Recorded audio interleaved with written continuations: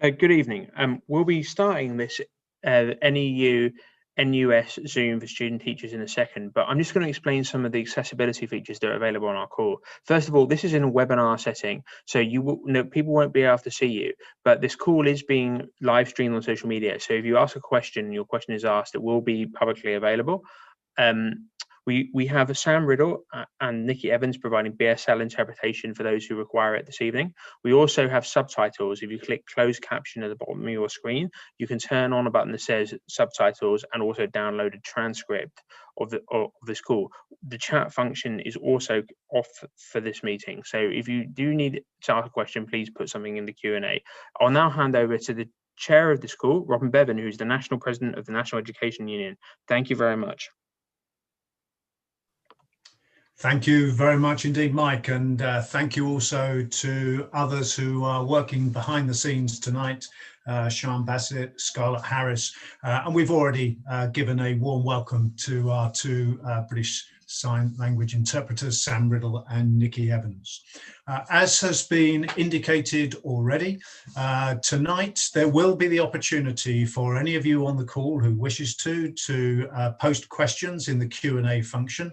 And we're going to be coming to those questions in the third part of this evening's feature call for you. So let me just take you through a few of the things that you can look forward to across the next hour. And in doing so, introduce myself as well. I'm Robin Bevan. I'm a serving head teacher. Undertook my teacher training many years ago and have followed a really fabulous, sometimes challenging, but very definitely rewarding journey through the teaching profession. And this year, not only serving as a head teacher, but also as the national president of the National Education Union. We know that most of you on the call tonight are trainee teachers, and we know that most of you are already members of the National Education Union. And we would encourage you, please, to take the opportunity to join if you're not already. It's free as a trainee, and it only costs you £1 in your NQT year. And it's a hugely valuable support mechanism for you, both in terms of professional advice and guidance, but also just in case those circumstances arise where things in your workplace aren't quite as they should be.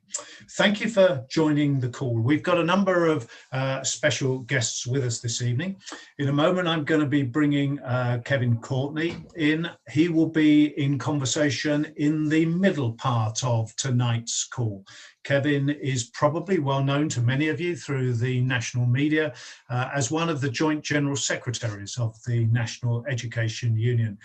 Kevin, a physics teacher formerly, and has worked his way through trade union and school employment to find himself in the position he is in later. And he's going to be filling the conversation in the second part of tonight's call. The first part features a number of people who've got a long connection with the National Union of Students and also are associated with the NEU. So I'm just going to introduce a couple of names to you. First of all, we've got Nazifa Zaman. She serves in a school in Coventry. I'm just checking the details. Yes, she works in Coventry. Part of the school's pastoral team. She's head of year 8, fantastic role for any teacher to get involved in, and is also serving as acting head of year 10. She's a member of the National Education Union in Coventry and currently also sits with the NUS on their, and I think I've got this right, National Scrutiny Council. I hope I've got the title right. I have, I'm getting nods. That's fantastic. She's also, this is Nazifa, is also co-ethnic minorities officer at the Warwick Students' Union, which I guess is Warwick University Students' Union. So this is a fantastic opportunity to hear from Nazifa. And we've also got Hattie Ruddick with me. And she is a trainee business and drama teacher from Manchester, so a little further north. Currently also on the National Scrutiny Council of the NUS, having been one of the women's officers at Manchester Students' Union last year and organised in her time there Manchester's Justice for Education rally last summer. She's been working with young people as a youth worker and within schools since 2014. So the progression, natural progression into training as a teacher makes a huge amount of sense. And we are just waiting for Larissa Kennedy to join the call. Larissa is the current president of the NUS, elected in 2020. Larissa has been a passionate defender of students' rights during the pandemic. And prior to becoming NUS president, was education officer and deputy president at Warwick Students' Union, where Nazifa, you were there at the same time. I'm guessing you must have overlapped. Fabulous. Between 2018 and 2020, Larissa served on the NUS National Executive. She's a member of the NUS Black Students Campaign, an advocate for women and girls' rights, and is involved in two charities, Youth for Change and Forward, both charities which campaign against violence against women and girls, including issues relating to FGM. So hugely important issues. Now, I just need a little shout out to the technical team as to whether or not Larissa is going to be able to join us. If I could just have a response, otherwise we'll move straight in to that section of tonight's call. Students in conversation, an opportunity for NUS students and student union officers to speak about their experiences of the last year. And we've got Hannah Sketchley just joining us. I'm just checking through. Hannah, are you standing in for Larissa, or is Hannah Sketchley the name? I'm getting a little confused here. I need some help. It is, it's Larissa. Fabulous.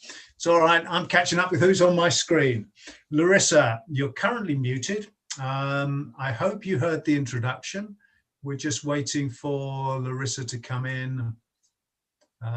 Still obviously some technical difficulties, but that's been a feature for all of us of the last year. So no reason why tonight will necessarily be any different.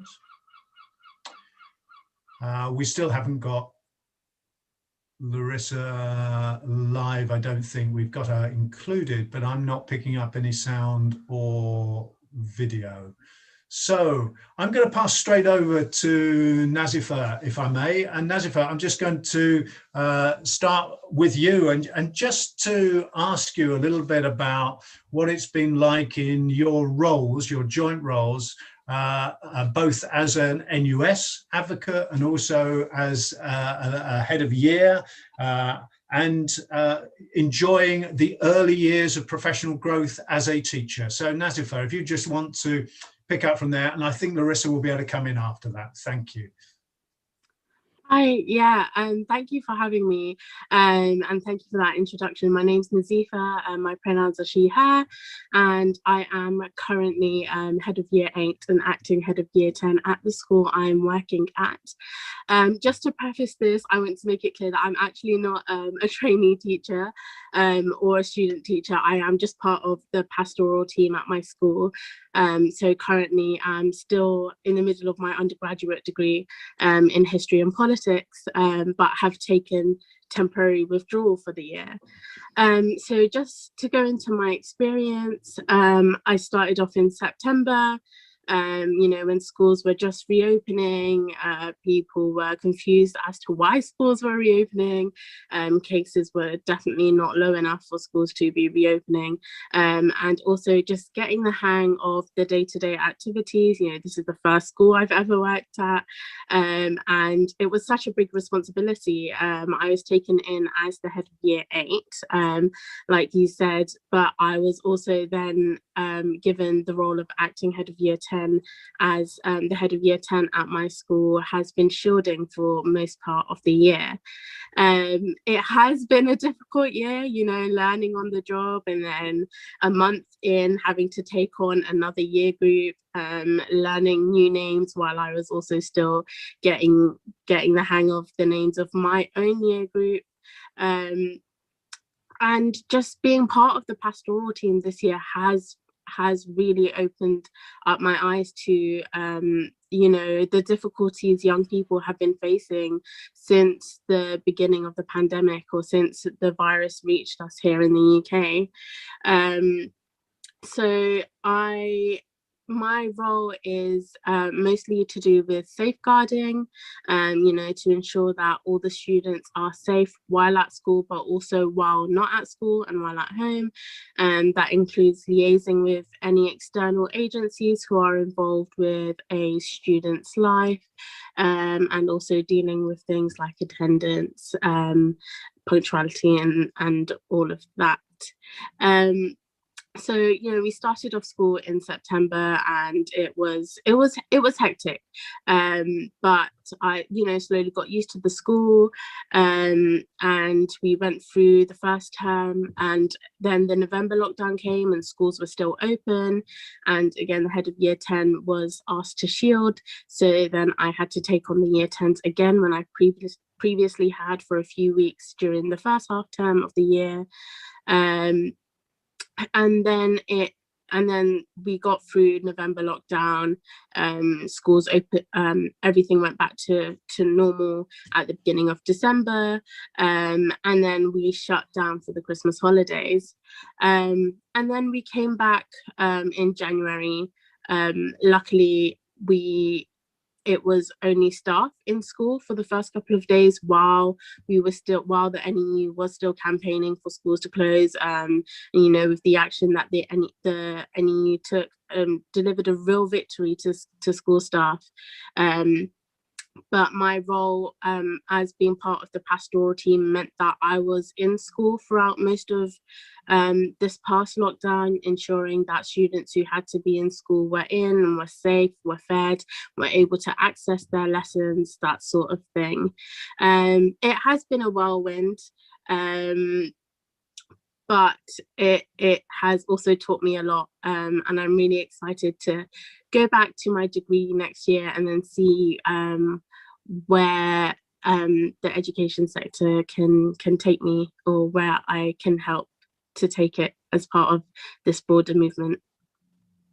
Thank you ever so much. Now, I'm just going to see if Larissa is now operational to take over. My apologies for the slight disruption at the beginning there. And Larissa, you missed the big introduction. I did my very best to speak very positively about all the things you do. Are you good to pick up the chairing for this section, Larissa?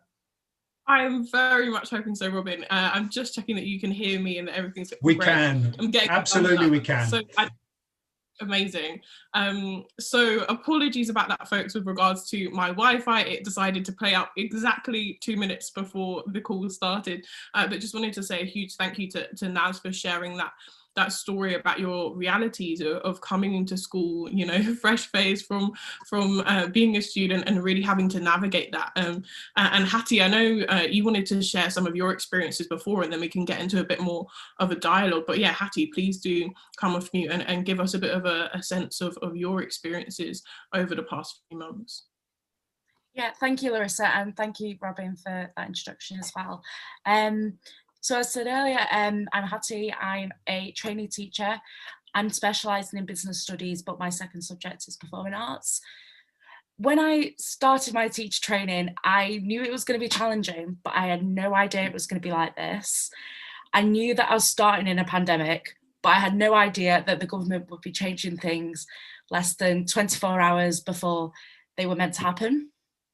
And I knew that as a teacher, after last year, my trust in the Department of Education was going to be low, but I had no idea that I'd still have second year A-level students that are about to go to university and go on to jobs in March asking me how we're going to determine their future.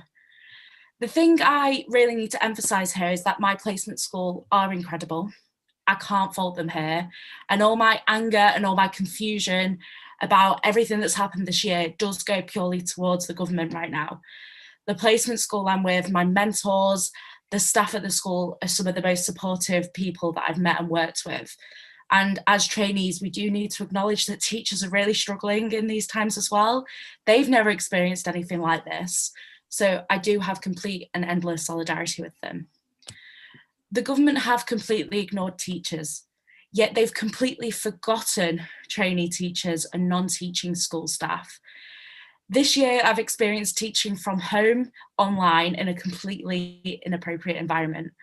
As a trainee teacher from a working class background, with young siblings at my family home, being 23, I moved into student accommodation this year, and moving into a flat on my own wasn't an option for me financially, so I had to move to student accommodation.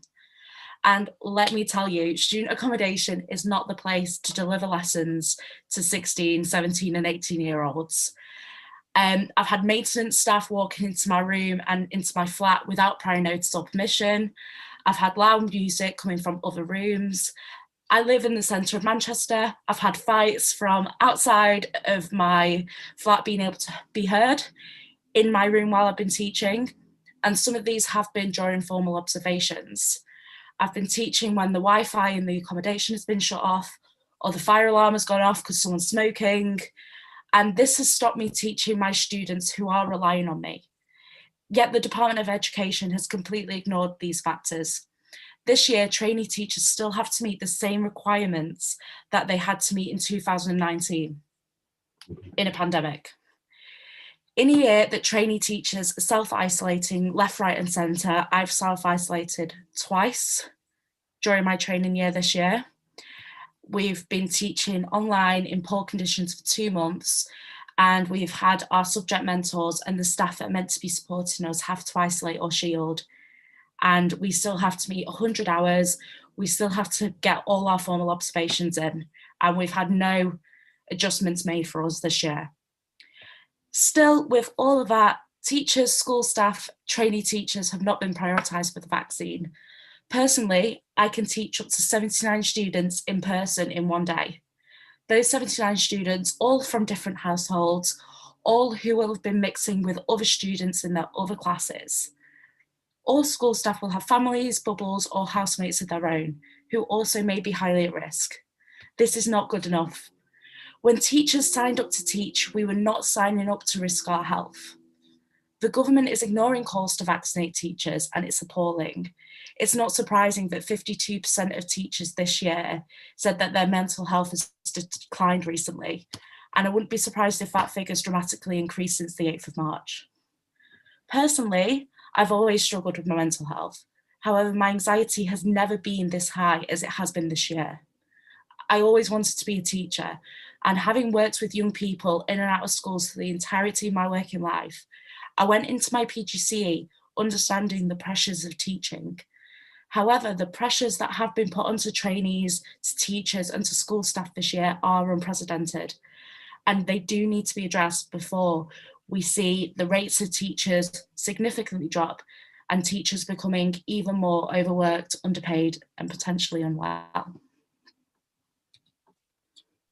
Thank you so much for sharing that, Hattie. And I think there were so many common threads there between what you and Naz were saying about having to be so responsive to a directive from government that comes at the last minute, throws everything up in the air for you, and has made it almost impossible to navigate this in a way that's healthy for your work-life balances, for your mental health and so on. And so, given that so much of this sits at government's door, I guess the question I would pose to you, and we're really, really welcoming questions from the floor, so please do submit those through as we're going. But the first question I'll ask you folks is, if there was one thing that you could get the Department for Education to listen to tomorrow, what would it be and how would it impact you as student teachers and trainee teachers?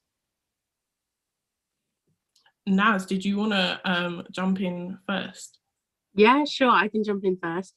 So this question was actually really interesting. I had a few things that I would like to ask the Department for Education for, but if we were whittling it down to one thing, then I would say scrap exams, just long term. Scrap exams altogether. Students, secondary school students in the UK are assessed constantly, and having a one-size-fits-all approach to measuring progress and learning is A, horrifically ableist, but also B, really, really draining on students and on staff. Even though exams have been scrapped this year because of the need for clear evidence of centre assessed grades and whatnot, and just as precautionary measures measures. Schools have been assessing students from the get-go since coming back from lockdown. I know that's been the case at my school. The assessment window has been going on for about three weeks now, and it will continue until we break for Easter. So yeah, it would relieve a lot of pressures off of students who are increasingly suffering from anxiety and other mental health related issues, and also staff from being overworked. I have friends and family who work in education across the country who are being given ridiculous deadlines to mark hundreds of papers, all whilst, you know, trying to keep up with the welfare of their students as well. And their own, you know, we can't forget that school staff aren't robots. We have our health to look after as well, and unfortunately that does sometimes get put on the back burner when we've got so much on our plate already. So yeah, the one thing I'd ask for is for scrapping exams in the long term. I think a powerful way that students, teachers and school staff and student teachers, of course, are united in seeking that kind of review of that element of examinations and the pressures on our young people, on students and so on, as well as on teachers. Hattie, I don't know if you want to jump in there in terms of what you would ask of the Department for Education. Yeah, so I was going to say scrap exams, but Naz put it perfectly. So I'm going to talk about something else. Bursaries. So next year, only STEM, languages and classics trainees will receive bursaries to train to teach. However, just because I'm training to teach business studies doesn't mean I have less life costs than somebody who is training to teach maths. And by doing this, the government constantly undervalues different subjects and even different sectors. So this year, if I trained in secondary, I would have received a bursary of £9,000. But because I've trained to teach in further education, I don't receive anything. By differentiating bursaries, the government are creating elitism between different sectors of education and between different subjects. In my personal opinion, all subjects and sectors of education are worthwhile, and doing teacher training is full on. When I started my PGCE, I was told to quit my part-time job. I mean, if I did this, I wouldn't be able to pay my rent or feed myself or pay my bills, and I'd be in a lot of trouble. So I had to carry on working. But this is pushing working class students out of the teaching profession and ensuring that working class students don't have anyone to look up to, any role models in their school that are similar to them.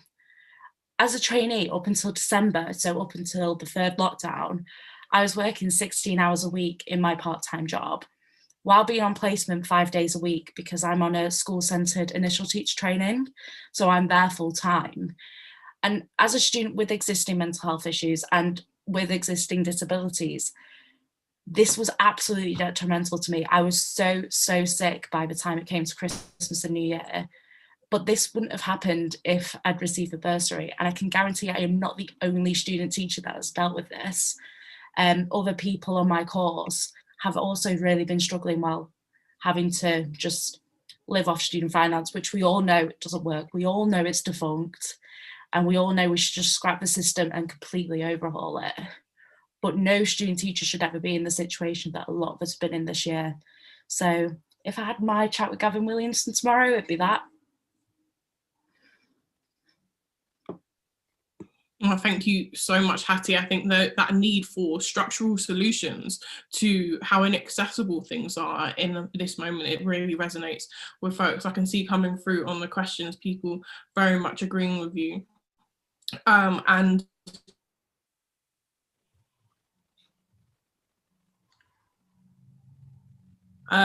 someone has asked if it's normal for trainees not to housemates still don't have placements in schools, but the university are comforting them by saying that they'll get qualified teacher status without placements as long as they meet the teacher standards. I don't know if you folks have reflections of how it's been for others around you who may or may not have had placements and so on.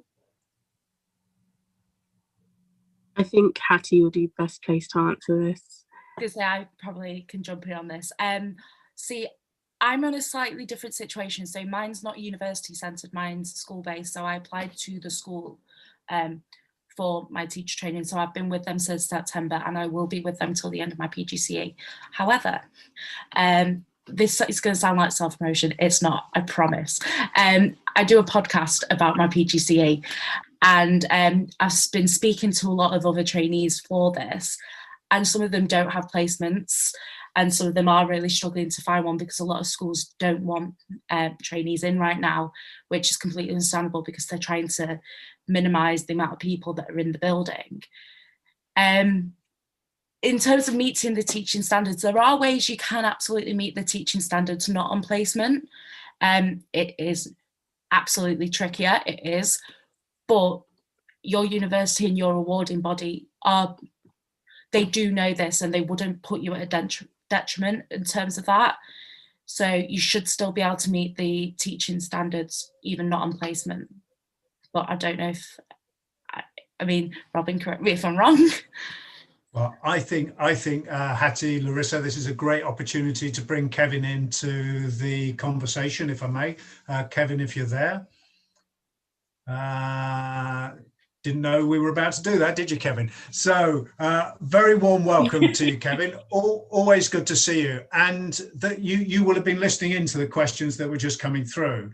And we know that we're getting quite a few of them placed in the Q&A, which is around the necessary requirements for those who are currently training in order to get their QTS, what's changed, what hasn't changed, and also that we're getting questions that are around what students should do if they're finding themselves in a position where they either don't know about their circumstance or they feel that their training provider is unresponsive. So I'm drawing several questions together.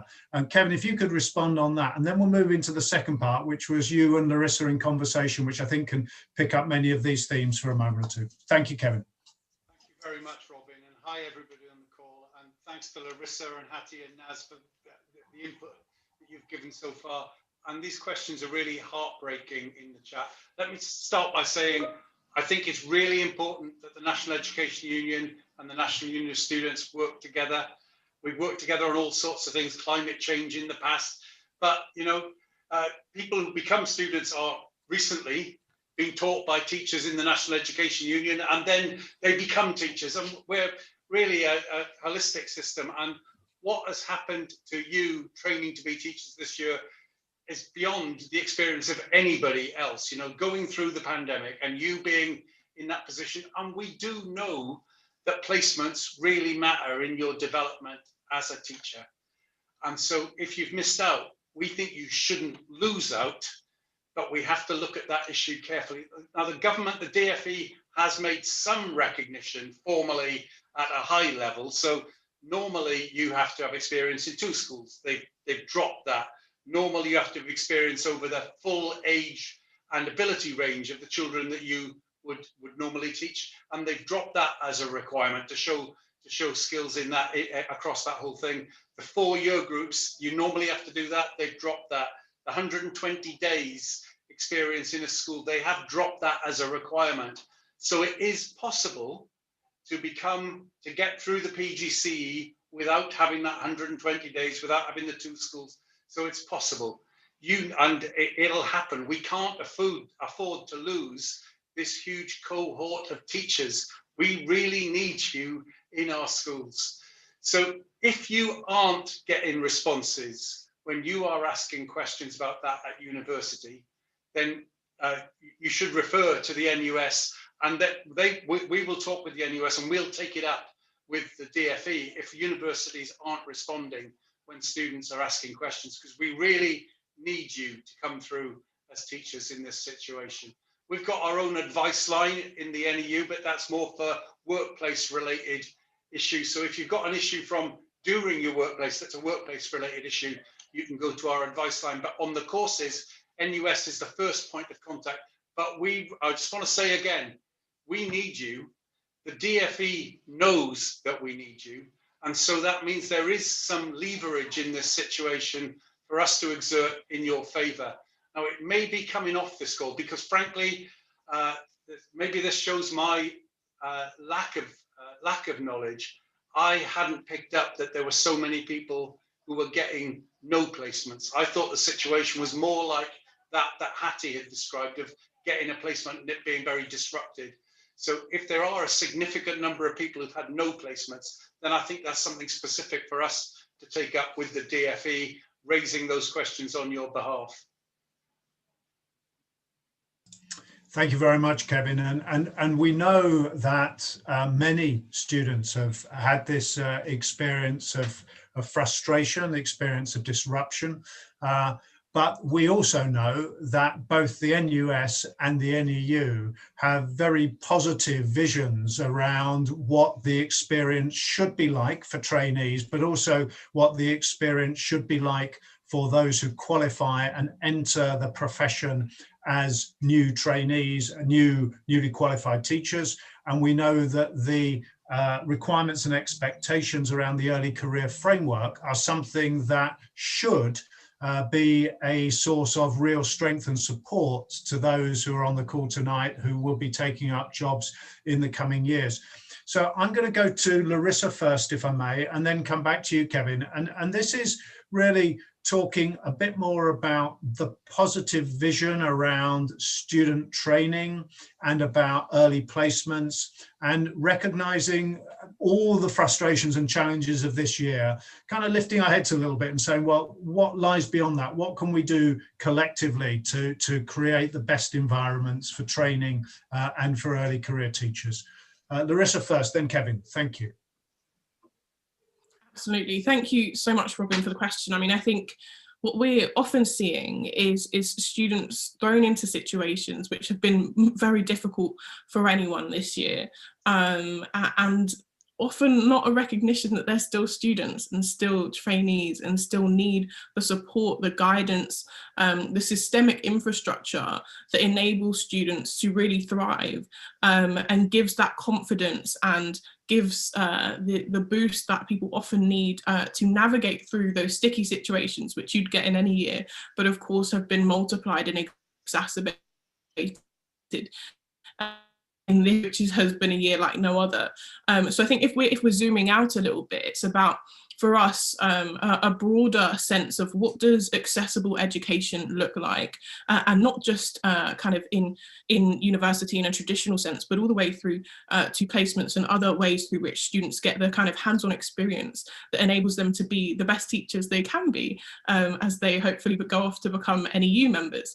And so I think what we are trying to have kind of fruitful conversations with government about, but also more so empowering students to demand, is that we need the resourcing necessary to make those placements accessible. We need the resourcing necessary to make sure that the mental health provision is in place for those students. We need the resourcing necessary to make sure that everyone is able to access all of the different things that make up those different elements of the experience, as students kind of teeter between studentship and then taking up their space as part of workers' unions. So I think for us, it's really about accessible education in the round, thinking about assistive technologies for disabled students, thinking about what it means to really also deconstruct the experience, which is often very much about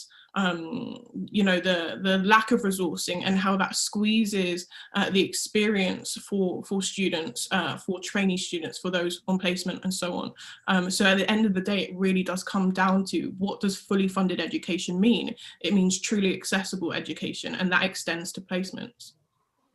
Thank you very much. And in doing so, overcoming so many of the barriers that can exist to otherwise really high quality teachers not finding their way through into the profession.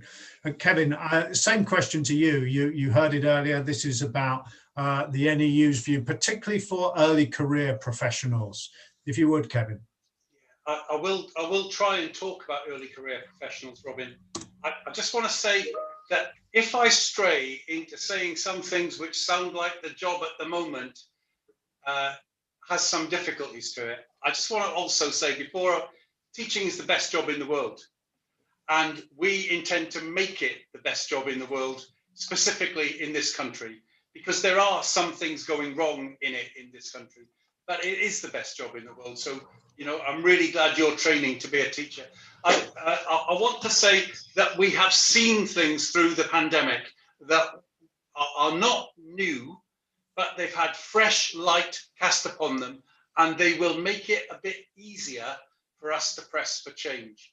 So on the one thing that's away from teachers, but is really vital to all of our view of education, is the role of poverty and inequality in the experience that children have going through the education system. And during this isn't new, COVID didn't create it. Child poverty has been increasing in this country dramatically since 2010 with the austerity programs. It wasn't that it didn't exist before that, but there was some bearing down on it. So COVID hasn't created it, although it's made it worse. But during the course of this year, teachers have been in the experience where they've looked into children's homes. I mean, literally through the Zoom or the Teams lesson. And what we've seen, what our members have seen through that is, at the beginning, how many children didn't have a laptop. We knew that, but we knew how many didn't have a laptop. Then we found out how many had no broadband connection, their only connection through a mobile phone contract. Then we found out, even after we pressed the government and very slowly they managed to roll some of that out, then children whose parents couldn't afford to keep the electricity on, so that they were out of lessons and then seeing through the Zoom lens, the fact that children were sharing a bedroom with 3 or 4 other siblings in a way that somebody else mentioned earlier. And so we have seen, and there are really profound effects. And we really, for the best education for all children, we need a government that is actually going to try and do something about poverty and inequality in our society. But then we've also seen during this pandemic things that we can help. Hattie mentioned, or was it Naz said, get rid of exams. So we need to assess children, obviously. You know, teachers assess children all the time to help their learning. But sometimes exams are there are far too many exams in our country compared with other countries. And what we saw in the mess up last year with GCSE grades, the fact that there was no teacher assessment because Michael Gove had moved away from teacher assessment in 2014 made the system really brittle. And I think we can see that we need teacher assessment much more in our system, and we need to train on, we need to have professional development on that, because it's a skill that teachers have, but it also needs to be inculcated, you know, and encouraged. But it also raises the question of why we have exams at 16. What is the purpose of GCSE exams at 16? And I think most of us, reflecting back on it, can't actually see a significant purpose. There is something to do with guiding students about which A levels would be best, but we could have a more expansive curriculum than the A levels that we've got. These are big changes, but we think that a move away from exams at 16, and actually we're finding now that there are many voices beyond us that are starting to say that. Even people in the Conservative Party and in the Confederation of British Industry are starting on some level to speak the same truth as us on these questions. So that really matters, I think. And we've got a vision of education there, a vision of relevance to the children who are in our schools. So we label this in all sorts of different ways. The NEU's been doing some work, NEU members have been doing work on decolonizing the curriculum. And that's, you know, it's a label, but it's about making a curriculum that's relevant instead of Michael Gove's EBAC, which is only there to create a league table for schools and which isn't about equipping children for the world beyond school. There is stuff to do on that. And we really want to build. You're on this call, you've got degrees. You are now engaged in a postgraduate qualification, the vast majority of you. You deserve respect as professionals who are committed to the job that you're doing. And we see some of that in other countries, and we want to get a lot more of that in our country. You will know, you won't have gone into this job with eyes closed. You know that there's a problem of workload in our schools. And what we see from the National Education Union is that the problem of workload is it's not entirely the amount of work. There's something more to it. Teaching's always been a long hours job, but long hours preparing exciting lessons for your children is quite different to long hours preparing evidence for a bureaucrat who doesn't trust you.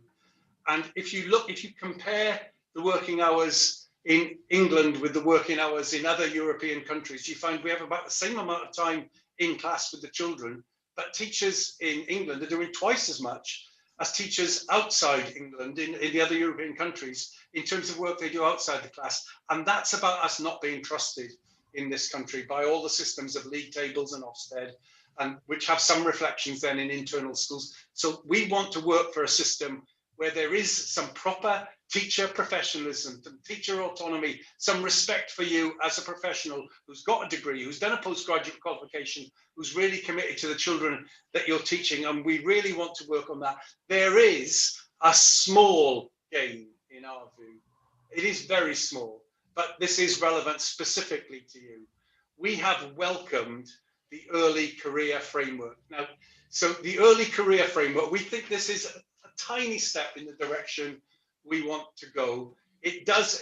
So you could think of this two ways. It means the induction takes 2 years. Is that more of a pain? We think it's more support. And we think that especially this year, when you may have missed out on those placements, then getting that support, getting extra non-contact time.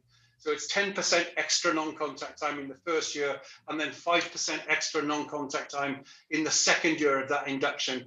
And there is some sense, we hope it's going to work, of trying to professionalize the mentoring, the support that you get during that early career framework. We do think that's a small step in the right direction. And we want to go as the National Education Union, as you leave NUS and become, we want to work with you through that process of that early career framework and getting through that two-year induction. You can change school during that time.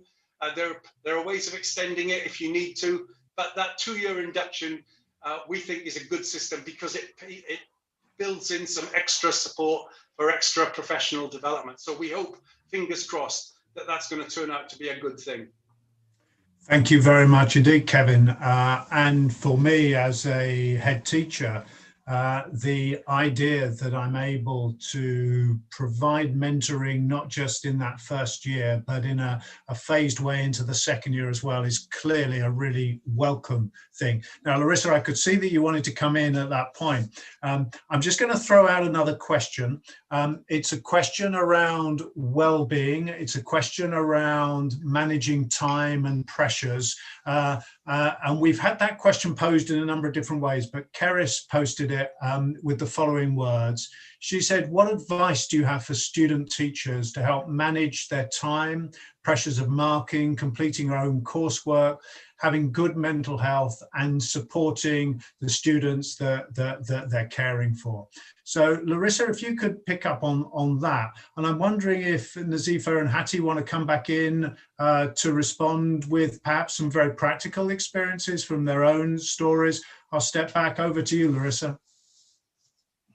Thank you so much, Robin. Yeah, I was ready to jump back in because so much of what Kevin was saying was really resonating with me. I think that the question of well-being is a really pertinent one, and I know that my mum's on the call and she's an NEU member and has been for a number of years, and I've seen her navigating what is a kind of relentless workload that teachers experience. And so I just want to first of all say a massive solidarity to all you folks for all of that and all of that work that goes into forming the next generation of our members, but also of our literal country. And I think so much of the question of well-being, of welfare, of mental health is so inherently interrelated to those barriers that Hattie was speaking to before about the financial barriers, because of course there is a huge level of anxiety, of difficulty that comes alongside having to work alongside study, having to work alongside placement, having to find ways to fill the gap left by the government when people are not able to make ends meet through studying and through placements. And so I think so often there's this personal onus to figure out a way to match all these pieces of a puzzle together, when actually what needs to happen is the government needs to step up and recognize that this is a completely unsustainable expectation put upon trainee teachers and student teachers to do it all, and to then also have time to nurture themselves. That is just unsustainable, and it's almost, you know, trainee teachers and student teachers being set up to fail in being told if you're from a working class community, of course, Black and brown students are also disproportionately working class, and all folks at the margins being told, yes, you have to put in all of these hours to complete this course. Yes, you're needed to do all of this, but at the same time, that's not enough to live on. And so, of course, there's an inherent expectation there that you're taking on additional work, that you're taking on additional hours, that you're making up that structural gap there. And I just don't think it's good enough that it's constantly positioned as an individual issue, that you must figure out a way to manage your time better, that you must figure out a way to work faster. When actually that's just not good enough. And so I think what we need to be doing is putting more pressure on this government to step up and recognise how difficult it's been, not only this year, but every year, for trainee teachers who haven't had sufficient maintenance support and sufficient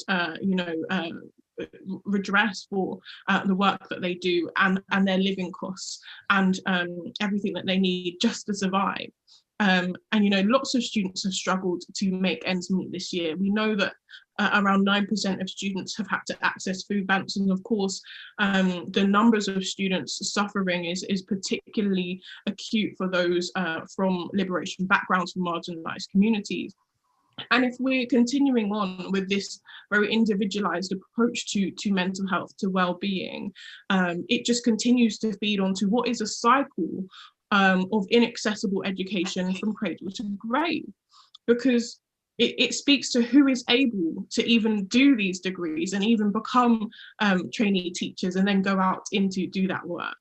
Because if it's this inaccessible for the folks who are within the system, of course there are people who find themselves even unable to take on these degrees and this work because of that kind of gap and that barrier. So I think we need to see this as education across the piece. Of course, in this space, talking about you folks as teachers, for those younger than yourselves, but you as students, and thinking about who can go on to become students, who is falling between the gaps because of a disableist approach to the financial barriers to doing this form of education.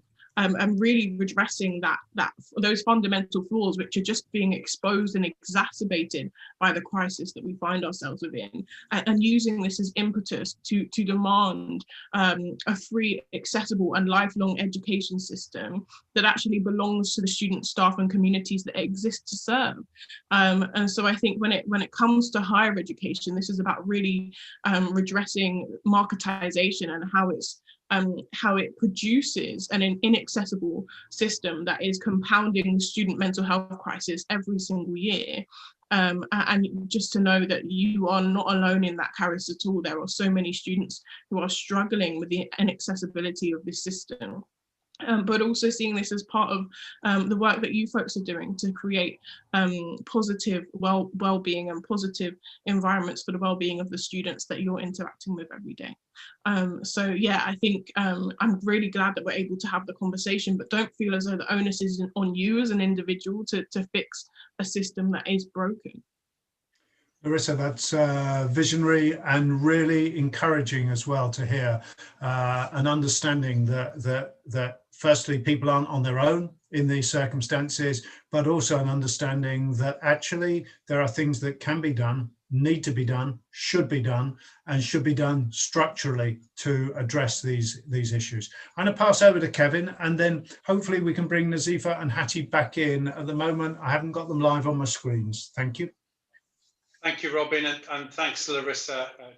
Fantastic things that you said there. I should have said at the beginning that I'm Joint General Secretary of the National Education Union, and you'll know, hopefully, that my co-Joint General Secretary is Mary Bousted, and she wanted me specifically to say hello to you tonight.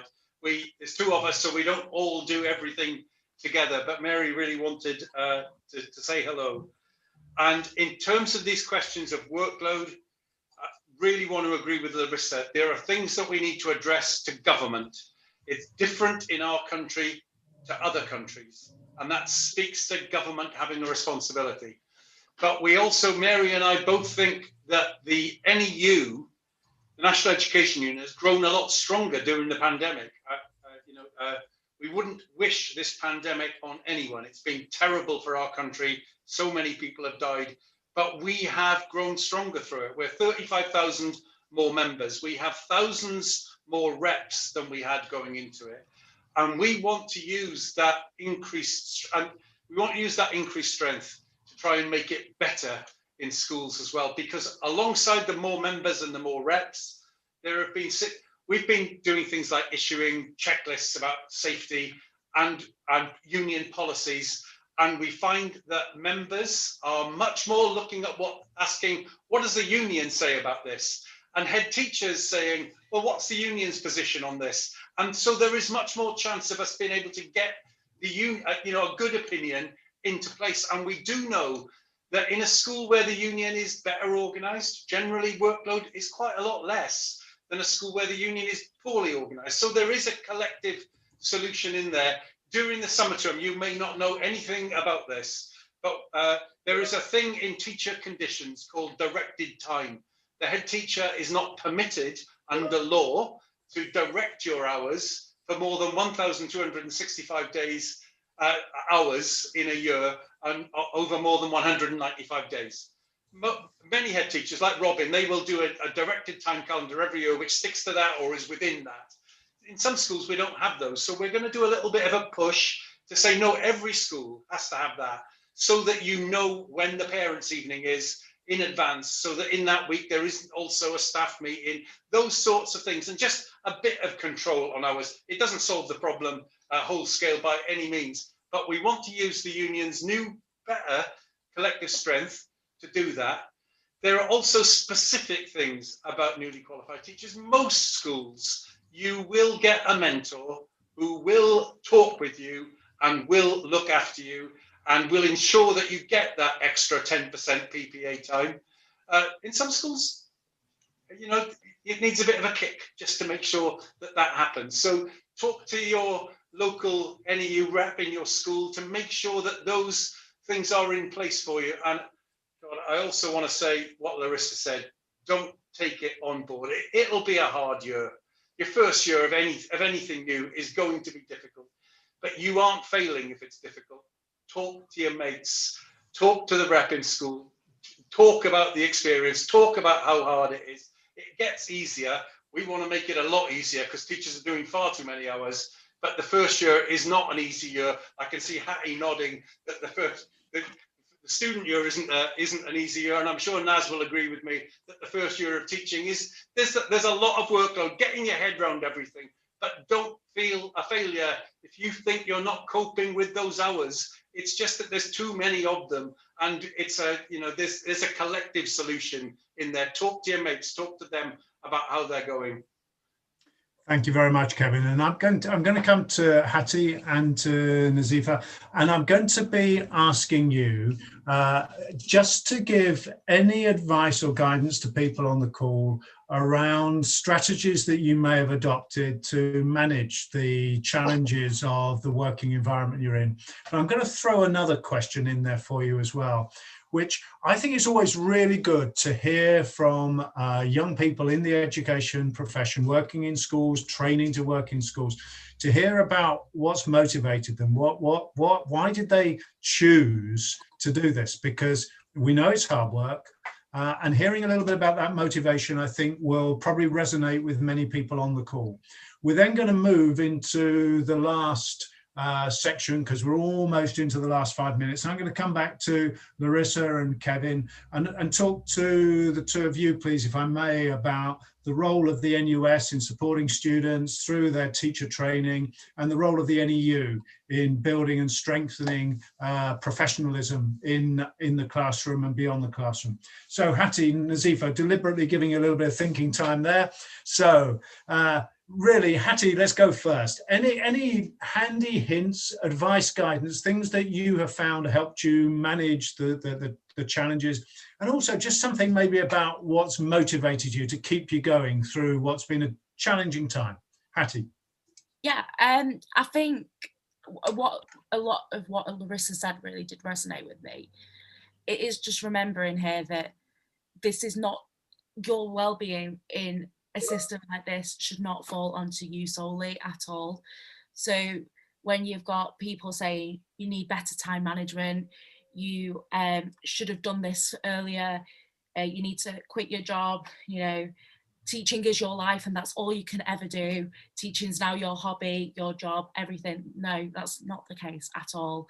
You do need to remember to keep that life. You know, you were you before you were a trainee teacher, and becoming a trainee teacher does not stop you being you. But the biggest thing I've found is, and I'm still struggling with this, but learning to say no. Not particularly in my school, but in a lot of stories that I've heard here, is that trainees are often given classes which people don't want. I've heard stories of trainee teachers acting as cover supervisors for staff that are shielding, and basically just becoming a volunteer. You know, this is your degree, without trying to sound like I'm justifying a consumerist education system. I'm not, because education needs to be free and it needs to be democratized. But you are paying for this degree, you are paying for this experience, you do need the support, and you're not paying to become a volunteer in a school. So if you are doing too many classes, if you are working more than what a qualified teacher should be working, you are entitled to say no, you are entitled to cut back those hours. And I found that talking to my personal tutor at the university does help with that. And they can step, that's not your responsibility, because I understand that you do want to seem professional and you do want to look like you can say yes to everything, but the university should then be stepping in and helping you with that. And just very quickly, because I know we want to go on to Naz as well. I know a lot of trainee teachers are kind of afraid to say, Joe, I am feeling anxious, I am feeling nervous, because there is a whole stigma around mental health, which there absolutely shouldn't be, particularly in teachers, because there's this whole narrative of you must be really mentally healthy to teach and to do all this. You are human, remember that. And there is absolutely ways that you can help with that. I know the NEU are particularly great with this, and find out who your NEU rep is in your placement school and do chat to them.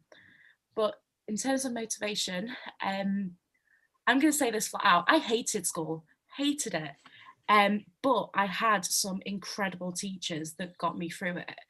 And that is the reason I wanted to be a teacher, because I want to be the teacher that I needed when I was a student, and that I did have in about 4 of my teachers at school.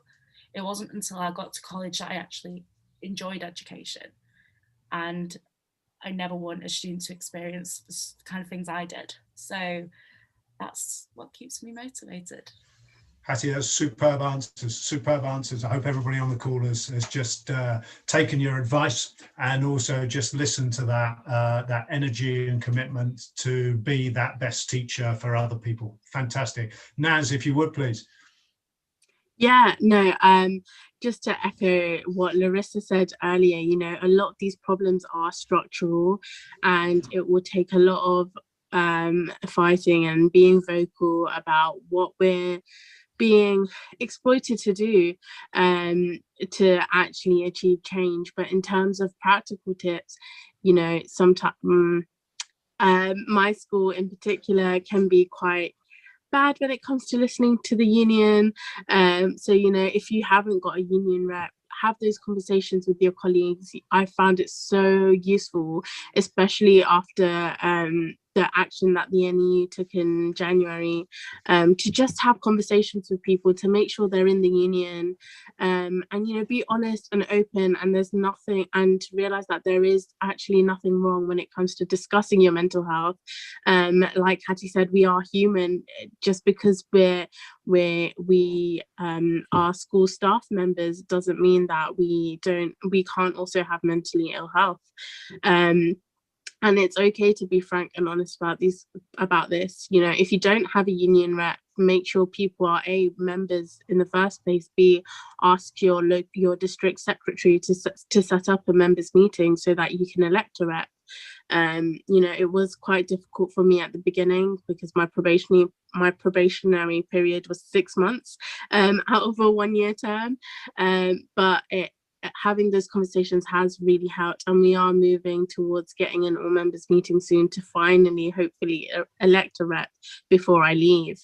In terms of struggling to cope, like Hattie said, say no. If you feel like you can, if you need support, speak to your mentor, speak to the rep if you have one, and say no, because you do, in order for us to create the best environment we can for our students, we need to make sure that we are looking after ourselves as well. You know, their learning conditions are our teaching and working conditions, and so we can't compromise on that at all.